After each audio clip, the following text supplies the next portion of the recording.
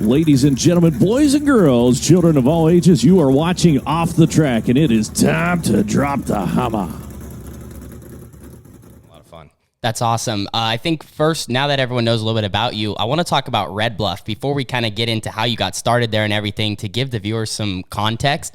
In our previous episode with Kyler Shaw, he videos the Red Bluff Outlaws, and it's interesting for the fans to hear a different take from someone else, because we always talk about Red Bluff and they hear it straight from us, the history of it, but someone who's been there the most almost. Since the third race. Yes. He was there the third ever race, started there. So been around for a long time. Can you tell us just a little bit about the Red Bluff Outlaws and really what that place means to dirt track racing here along the West Coast, and kind of being a starting ground for these young kids coming up?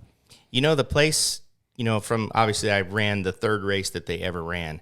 We still all pitted inside the building. Yeah. And the track was in there. That's crazy. And, the competitiveness that it's had that since then. There were some growing pains the first couple of years of trying to sort out the racetrack where it didn't have too many holes and was somewhat raceable. Yeah. And it grew quickly. But the competitiveness, I feel like it's something about that building and something about that place, but it's always been super hard and super competitive. The funny story is my very first race, we had watched and we had purchased, a car and was getting ready to go race down there, and we raced, and, we were done.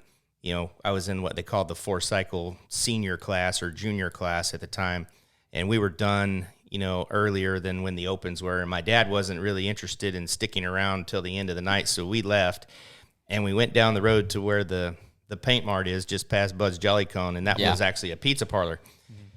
And we were there eating pizza, and then, fire trucks and police cars and all kinds of chaos was just ripping down the road. And we were just sitting there kind of wondering what was happening. And about 30 minutes later, some people came in from the racetrack, and they're like, "Man, did you see that? That was crazy." And, we were obviously eating pizza, getting ready to go home. And what had ended up happening was two guys got into it. Yeah. One guy flipped over.